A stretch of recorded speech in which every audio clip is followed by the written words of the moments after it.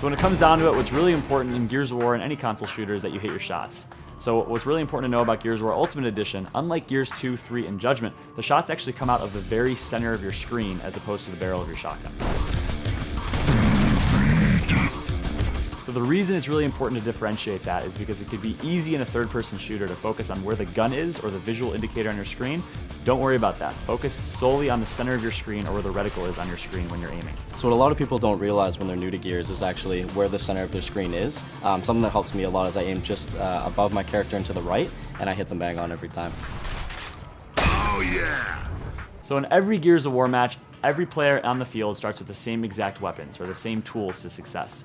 Those are the 4 starting weapons in Gears of War, and it's really important that you focus on really perfecting these weapons because power weapons are important, but these weapons are ultimately where we're going to help you rack up some kills. So the Lancer is more of your medium to long range weapon in Gears of War Versus. You want to use it to support your teammates, to put some long range fire on enemies, and really to rack up the long distance kills in Gears of War. Many players face the challenge of not knowing when to use the Lancer in certain situations. Some people try to only go for chainsaws at close range, some people try to snipe with it from long range. It's about finding that balance where you're always being effective from mid-range, where you get the most use of the Lancer. So if you see one of your teammates in a one-on-one shotgun fight, one thing you can do to help support that teammate is support fire from a distance, get him weak, which is going to allow your teammate to one-shot down him and maybe finish the kill. Another good example of when you use the Lancer is if you know you're playing against an opponent that is very aggressive with the Gnasher, you can actually play a very passive Lancer style of play behind cover, where you can spray them down as they're pushing you and really take advantage of their aggression. Next up, we have my favorite weapon and the most used weapon in Gears of War multiplayer history, the Gnasher. Oh yeah! So the golden rule of the Gnasher is using the right shot at the right time, which is actually pretty difficult for new players to get used to. So the first way of firing is the blind fire. The blind fire is most effective at very close ranges. So as part of the golden rule, you only want to blind fire when you're close to medium distance with the Gnasher.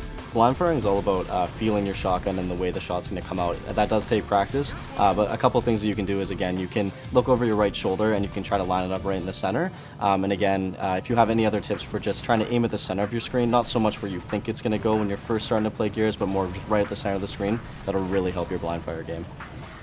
Next up, we have the quick scope, which is most effective at medium range with the Gnasher.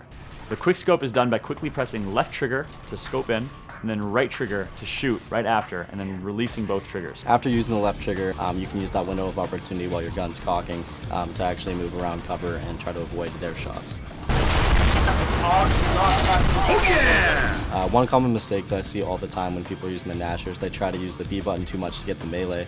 In Gears of War Ultimate Edition, just like the original, if you get hit, take any damage while you're meleeing, your character will get thrown back and you'll actually get stunned, resulting in death most of the time. So I would definitely stick to shooting the gun more than meleeing with the gun.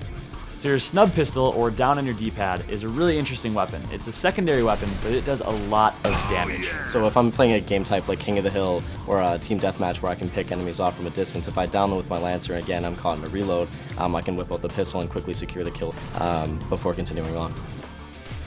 Another important thing to note, the snub pistol can actually result in a headshot, where the enemy's opponent's head is actually going to explode, resulting in an instant kill as opposed to a down but not out. So by pressing up on your D-pad, you actually have a smoke grenade. Every player in Gears of War spawns with a smoke grenade, which is the tactical aspect of Gears of War. You can use this smoke grenade to help position yourself, your teammates, or to make any coordinated pushes with your team. So if you're going to use the smoke grenade, which is going to be used in many strategies, you start with one in your loadout. You can use it to cover your own push if you want to make sure they can't see you and maybe not get sniped by the sniper rifle.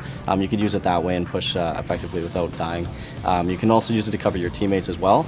You can throw one on them while they're pushing, they're busy doing stuff, you can have their back that way.